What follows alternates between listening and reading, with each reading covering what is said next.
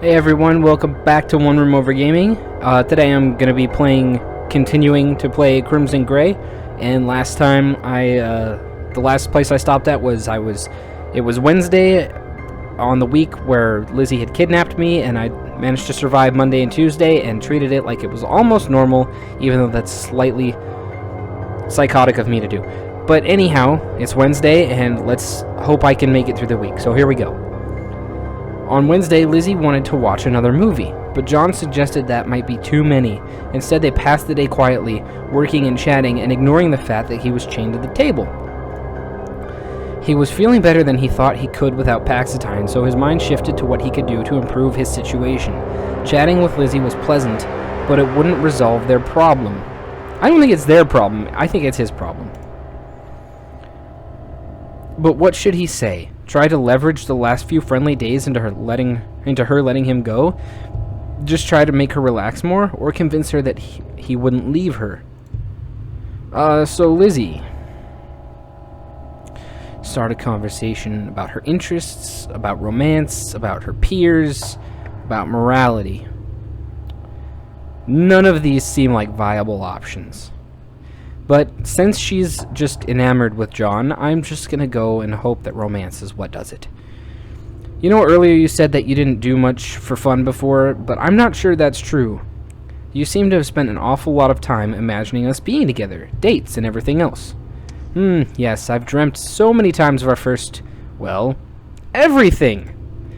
But not just our first. The second times will be wonderful too, and we'll just get closer and closer until no one can take us apart. I don't think I've ever heard you mention marriage, though. Oh, of course I want us to get married, but I didn't want to mention it because I've read that can scare away boys, unless they're chained up in your basement. But oh yes, I've imagined it so much. We should use one of those old cathedrals, and I can wear a beautiful white dress. And the pictures will have a perfect picture of us on our wedding day that we can keep forever and ever. Who are you imagining attending this wedding? Does there need to be anyone else? Well, there needs to be a priest, I think, or some kind of an official. I'm pretty sure you need at least one person there to do the actual marrying, or it doesn't count legally. Oh, yes, I suppose we need to have that person, and someone to take photos. And if it's okay, if you want to invite people from your family. I guess I don't really care about them. Honestly, no, I'm not sure I have anyone who would come. Oh, John, don't feel bad. I don't have any family members to attend either. We'll make our own family, won't we? We won't need to care about anyone else. For the rest of the day, Lizzie was floating on a cloud of positive emotions.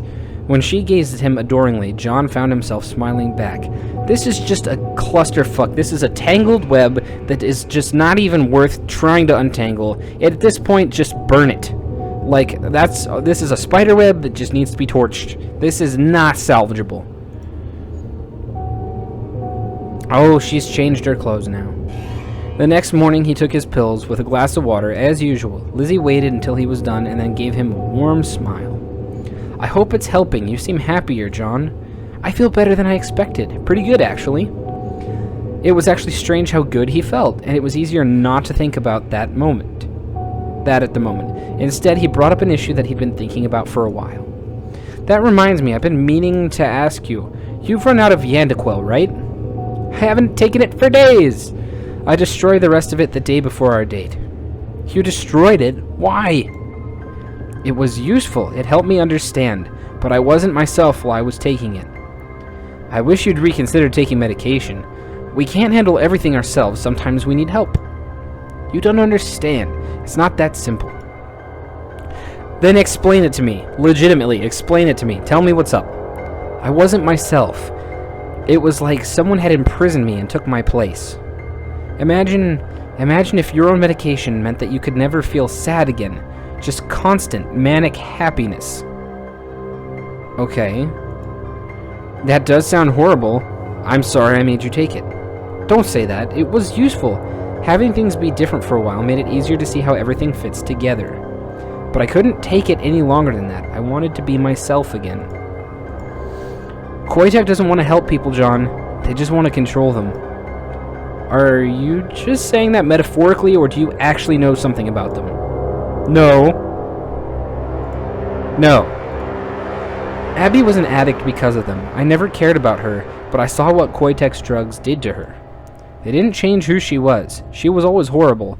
The drugs just made her identity obvious.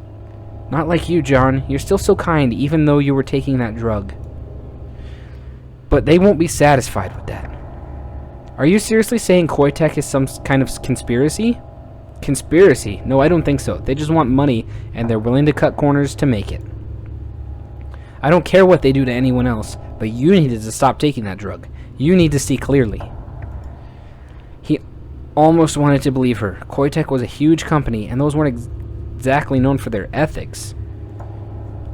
It was plausible that they had been testing some dangerous drugs on Lizzie's mother. Well, it's more than plausible. It happened. There was newspaper articles.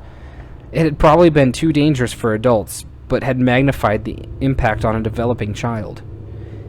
Did Lizzie see that on some level, or was she just paranoid about the company? Sometimes she seemed so intuitive. And you should stop seeing Miss Smythe. She's trying to steal you away, I'm sure of it. Lizzie, don't be ridiculous. She's 10 years older than me. And the school counselor. I can't trust her. You can't. You shouldn't. Calm down. No one's going to steal me away. She stared at him as if she desperately wanted to believe his words. A moment later, she gave him an odd little half shrug. I came in to say I need to run some errands today, so I'll have to leave you alone. Okay, John? Yeah, sure. Fine, whatever. Yes, please, leave me alone. She left the room, and John knew he had a rare opportunity, but he found himself sitting and thinking. Was it possible that she was right about the Paxitine? He hadn't taken it in several days, and after a few low points, he actually felt much better than usual. The terrible irony of depression medication was that it was sometimes a drug that could make you feel even worse, not better. Maybe the changes he'd attributed to Paxitine were just changes in his life. There couldn't be anything to her conspiracy theories, but he could believe that Koitek would push their drug on anyone with depression, even if it had mixed results. Things like that happened all the time. Abruptly, he resolved that if he could make it out of the basement, he'd stop taking Paxitine as an experiment. He could stay on his old meds, see if he did better. If he actually showed signs of improvement, even Miss Smythe would be happy to let him take the older drugs. Regardless, for now he needed to take stock of his options and take some kind of action while he had the opportunity and energy for it. He felt like he'd spent too much time thinking to make an escape attempt, but maybe he could accomplish something else. Alright, well, I'm gonna do the tools thing again, because I want to go away. Using the screwdriver he'd found earlier, John began to work on the metal cupboard. The lock appeared to be a simple one, and he could just wedge the screwdriver between the doors. He was afraid he'd make marks that Lizzie might notice, but the cupboard was already a battered old thing. After a lot of tedious poking at it, John started to worry he wouldn't accomplish anything. And then, out of nowhere, he managed to budge the latch just a little. Filled with new energy, John kept jabbing at it, occasionally pushing it just a little further. Eventually, he managed to open the cupboard. It made a painfully loud sound, but he was fairly confident Lizzie wasn't back yet, and now he could finally see the tools inside. His first feeling was that he wasted his effort. Most of the tools were useless things, like rakes and mops. But then he spotted it, leaning in the back, a crowbar. It was a little old, but it looked sturdy. But though the legs of the table were metal, the joints to the top weren't strong. Maybe if he struck it with the crowbar, he could bend it a little. The idea filled him with a little hope, but he rejected trying it immediately. He'd wasted too much time, and there would be no way to hide an action like that. He needed to escape just after Lizzie left. Instead, John replaced the crowbar, I almost said crowbar, closed the cupboard, and returned to his seat, hoping the fact that it was unlocked wasn't too obvious. Sorry, I get a little sloppy when I tried to read too fast. It was Thursday? I thought it was Wednesday. Did I miss a day? I think we went from Wednesday to Friday. On Friday, John woke up, stretched, yawned, scratched at the shackle on his leg, and got up to brush his teeth. It was only while brushing his teeth and staring at the walls of knives that he realized how normal this bizarre situation had become. 1 week ago, Lizzie had been asking him out on a date, and they had gone out like a normal couple. It felt like a lifetime ago. When he heard the basement door open, he didn't even glance up. He knew it would just be Lizzie again. He rinsed out his mouth and set his toothbrush aside. Good morning. Can you believe it's been a week already? I was just thinking of that, actually. Hasn't it been wonderful? We've been together every single day. Ah, it's bliss. You know, we haven't done anything that we couldn't have done without the kidnapping. That's a good point. But that's the point. No, I don't think you see the point. She skipped in past him to the wall of knives. Lizzie held her arms behind her back as she examined them eagerly. Oh boy. When we were together at school, part of me was afraid we were both pretending. Even when we were alone, I wasn't myself. Lizzie chose one knife from the wall, caressing its edge slowly before taking it up. She turned to him, eyes unnaturally bright. A normal boy couldn't have done all those ordinary things with me after seeing the truth. You're saying I'm not normal? And I wouldn't want you to be. She came closer, knife swaying back and forth as her gaze remained fixated on him. She was close now, close enough that she could have kissed him or stabbed him. Oh, so bad. Such a bad time. I want you to learn that you shouldn't be afraid of me.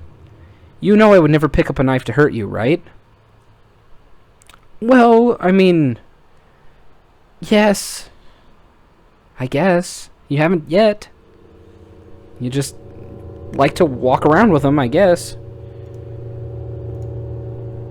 I wanted an answer. Agree. Disagree. Kiss her. Oh boy. If I disagree, that could end badly. Or, no, yeah. Agree.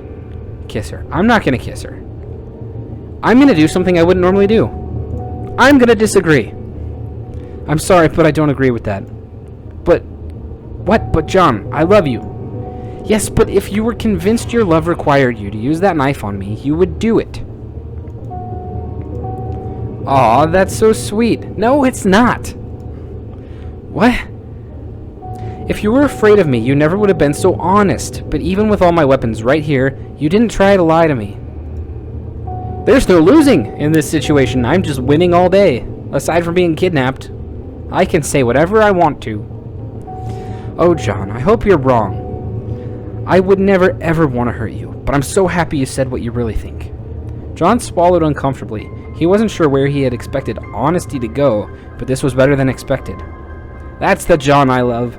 I want you to accept me just like that. And you do, even though you're still worried.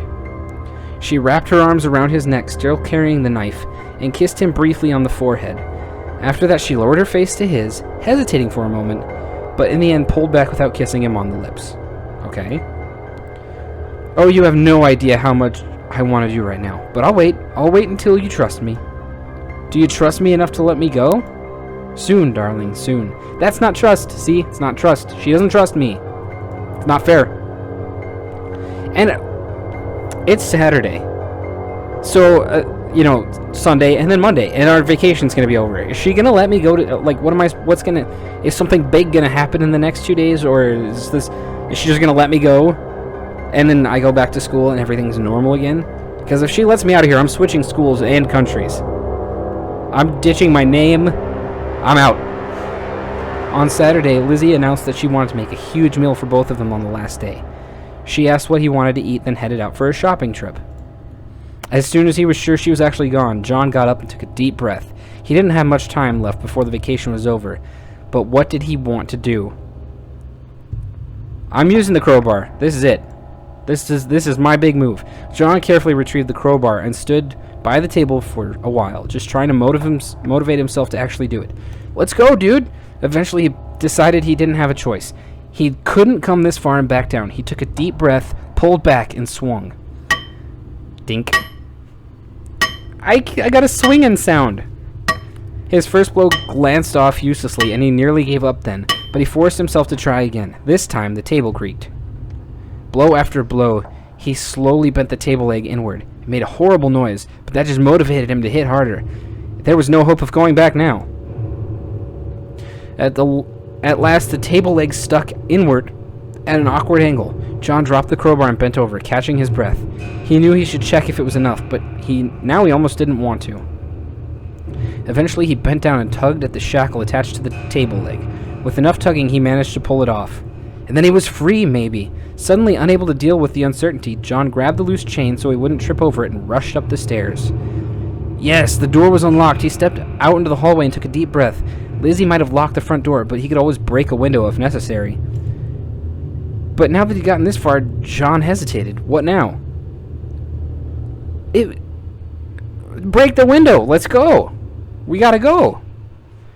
Whatever he needed to do, he couldn't be found breaking out by Lizzie. Maybe he could get the police. Maybe he'd just run away. But whatever he decided, he needed to get out and get out fast. This is like the part in horror movies that really pisses me off. It's like when people when a group of people that is in trouble decide to just forego any outside help, and so they're gonna do it amongst themselves. Don't do that.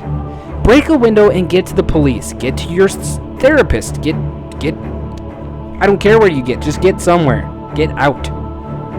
It's not you do not have to. You said it yourself, John. Sometimes people need help. Just let's do this thing and be done with it. Get out fast. John started to run for the door, but the chain almost immediately made that difficult. He gathered it up as best as he could and headed for the door. It was locked, just as he'd suspected, but he went back to get the crowbar, and that made short work of one of the house's windows. After gingerly climbing over the broken glass, he dropped down to the yard. Oh my God, we're free! For a moment, he just stood there, uncertain what to do with that. Part of him wished he had thought to bring his homework, then he realized that was idiotic. It didn't matter after all this. John began moving down the street, trying to get his wits about him.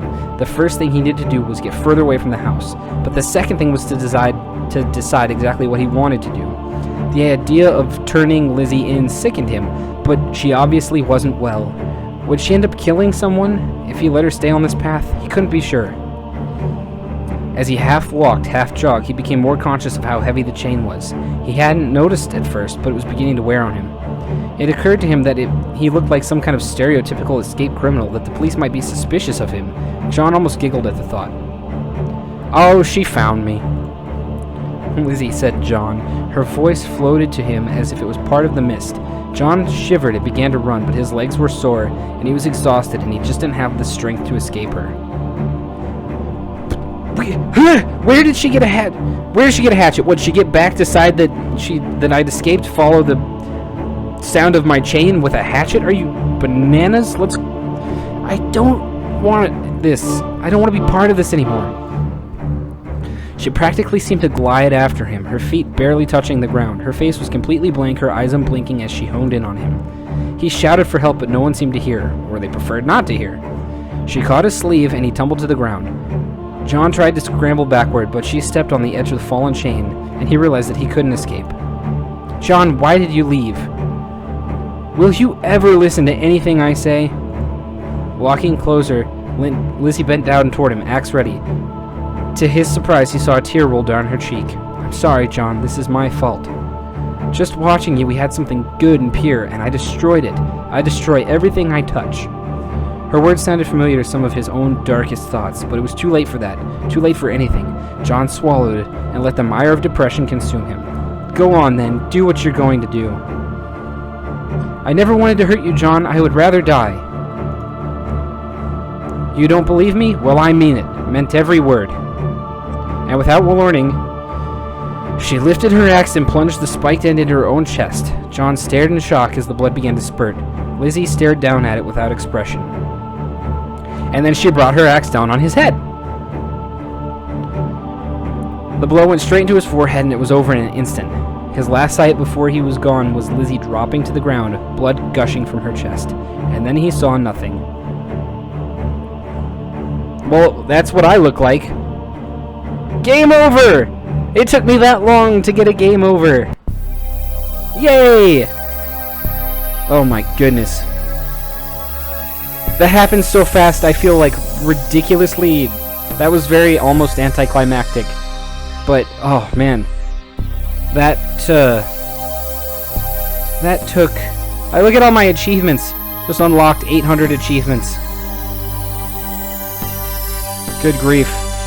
You could play this game for like a week and probably get 100 different outcomes. I don't know. I don't know if I could have got out of that better. I probably could have, but it just, I don't know, that just made me, I just wanted to be done with it so bad.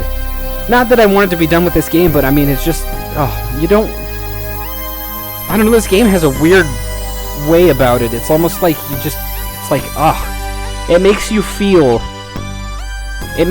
that's for sure. It just, I don't even know how to say what I'm trying to say. It just, you just feel trapped, and I'm stuck in a room, and I don't want to be stuck in a room anymore, and you just, I don't know, I guess it was probably like that thing where people panic and make poor decisions, but I just really didn't want to be in that basement anymore.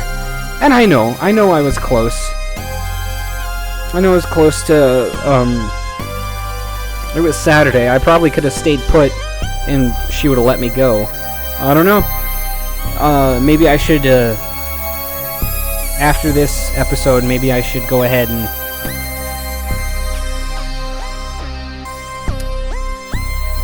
maybe I should try and go through the other endings, is what I'm trying to say. I'll probably do that, since I got the, like, no one is surprised what just happened ending. Maybe I'll go back and I'll load from the last save point, and I'll try to get a happier ending that involves both of us living, or me living, or something like that. Some kind of good ending, because I'm sure there is one. But for now, that's all the time I have, and I got the bad ending, and we all saw me die, because I make poor choices. So, thank you everyone for coming back to One Room Over Gaming, and I hope you enjoyed this Let's Play, and I'll get back to it in a little while, and see if I can get a happier ending. But in the meantime, you guys always know where you can find me. I'll just be One Room Over. So, until the next time I see you all, happy gaming, take care of yourselves and each other, and I'll see you all very soon. Okay, thank you. See ya.